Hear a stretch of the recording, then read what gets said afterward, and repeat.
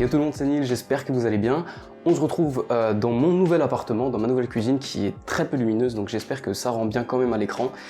Pour une deuxième vidéo de batch cooking. La première vous avait bien plu, j'ai eu des bons retours, donc je me suis dit que j'allais continuer la série. Si vous n'avez pas vu la première vidéo, c'est vraiment pas grave, vous pouvez cliquer juste ici ou en lien dans la description, mais globalement le batch cooking c'est préparer en une seule fois plusieurs repas pour ne pas avoir à se prendre la tête les jours d'après. Et je le dis assez peu, mais j'ai un blog et vous pourrez trouver cette recette écrite sur le blog.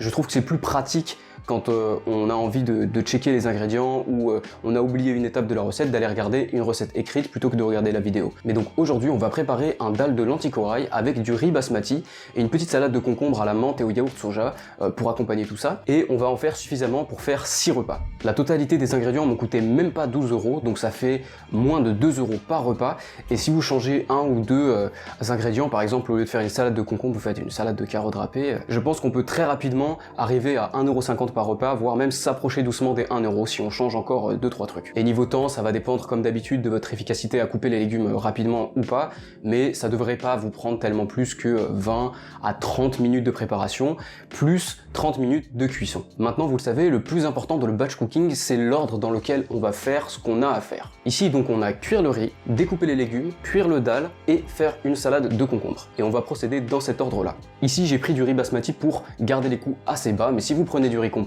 ça prend 35, 40, 45 minutes de cuisson, donc il faut vraiment commencer par cuire le riz. Et si vous ne savez pas vraiment comment cuire du riz complet, je vous ai fait une petite vidéo là-dessus, et pour la petite anecdote, c'est la vidéo qui m'a pris le moins de temps à filmer et à monter de ma chaîne, et c'est celle qui a le plus de vues, comme quoi.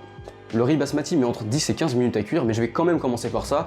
Une fois qu'il sera cuit, je mettrai un couvercle par-dessus et il sera encore chaud au moment où le dal sera prêt. Souvent, quand les gens préparent du riz, ils mettent du riz blanc, plein d'eau, du sel, et ils attendent un petit peu, ils goûtent de temps en temps, jusqu'à ce que le riz soit bien cuit. Mais en faisant ça, le riz va être trop pâteux, très souvent, en plus, il va être raté. Pour le riz gluant, la préparation sera un petit peu différente, mais pour ne pas rater un riz thaï ou basmati, il vous suffit de mettre une dose de riz, 2 doses d'eau, du sel, un peu de poivre par exemple, ou quelques épices, et d'attendre tout simplement sans remuer à feu fort. Une fois que l'eau bout, vous baissez le feu au minimum, vous attendez comme ça sans toucher le riz, et normalement au bout de 10-15 minutes, toute l'eau s'est évaporée et votre riz est parfaitement cuit. Pour le dal de lentilles, on va faire chauffer une casserole avec un fond d'eau ou un fond d'huile, et on va faire revenir 2-3 oignons de taille moyenne. Là moi j'ai un énorme oignon, donc je vais vraiment juste en mettre un, 3 gousses d'ail et à peu près 2 cm de gingembre, jusqu'à ce que les oignons deviennent translucides. Et évidemment n'hésitez pas à rajouter un petit peu d'eau pendant la cuisson pour pas que ça brûle. Pendant que les oignons cuisent, on va couper les autres ingrédients en commençant par la tomate qu'on va couper en tout petits dés et qu'on va réserver. On coupe les pommes de terre en dés de taille moyenne, mais surtout de taille égale si possible, et on va couper les courgettes et les poivrons rouges en assez gros morceaux qu'on va réserver avec les pommes de terre. Pendant les quelques minutes qui nous restent, on va laver très soigneusement les lentilles corail, parce que sinon, bah voilà, vous avez ça dans votre assiette et c'est quand même vraiment pas fou. Une fois que les oignons sont translucides, voire un petit peu grillés, on va rajouter la tomate et les épices et faire revenir encore quelques minutes. Pour les épices, vous avez vraiment le choix. Moi, je vous conseille d'acheter des currys tout faits comme celui-ci par exemple, ou vous pouvez également acheter des pâtes de curry. Comme ça, juste faire attention parce que parfois elles sont vraiment très salées et surtout un peu piquantes. Pour les personnes qui n'ont pas l'habitude, ça peut être un petit peu chaud quoi. Et il y a pas mal de personnes qui savent pas ça, mais le curry n'est pas une épice, mais ça veut juste dire un mélange d'épices. Et donc vous pouvez faire votre propre curry, votre propre mélange d'épices, ou acheter des currys tout faits. Maintenant j'ai un peu l'habitude, donc je fais ça au feeling. Je pars souvent sur une base curcuma, j'aime bien mettre un petit peu de fenugrec, et puis je rajoute ensuite vraiment plein de choses différentes.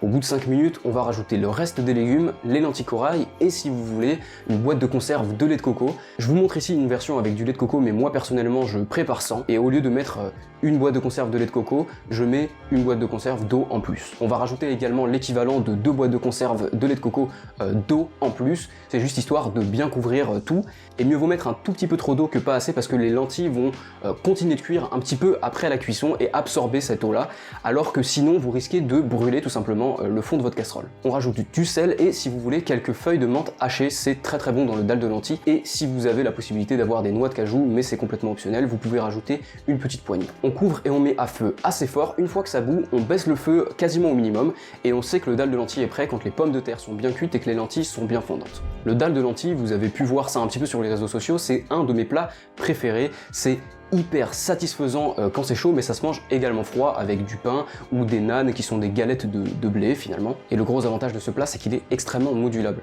Vous gardez la base, vous avez juste à changer les épices et les légumes et vous changez complètement de plat. Donc n'hésitez pas à vous amuser avec ce que vous avez chez vous. Si vous êtes dans une AMAP, c'est un plat absolument parfait parce que vous pouvez vraiment mettre énormément de choses dedans. Et si vous faites la fin des marchés, par exemple, c'est vraiment là, on peut arriver à un coût en dessous même de 1 € par repas.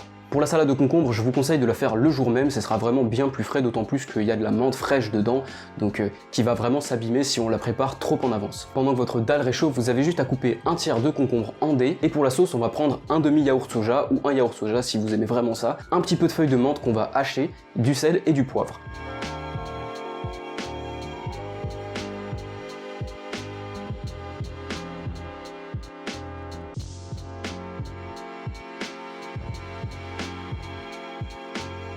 Pour le topping, vous pouvez rajouter de la coriandre fraîche hachée si vous aimez bien ça. Moi j'en ai pas, mais j'aime bien aussi le goût de la menthe fraîche, un petit peu de graines de courge, un petit peu de graines de sésame si j'en ai sous la main. Et puis j'aime bien aussi rajouter du piment, mais je sais que tout le monde n'est pas forcément fan de piment. Voilà, c'est la fin de cette deuxième vidéo de batch cooking qui j'espère vous a au moins autant plu que la première. Si vous voulez retrouver la recette, comme je vous ai dit sur mon site, vous pouvez aller regarder également, je propose un service traiteur, j'en ai peu parlé, mais si ça vous intéresse, n'hésitez pas à aller regarder ça. Et puis bon, si la vidéo vous a plu, n'hésitez pas à lâcher un gros pouce bleu, un commentaire, à vous abonner. Et sur ce, moi je vous laisse, je vous fais des gros bisous et je vous dis à bientôt dans une prochaine vidéo. Peace!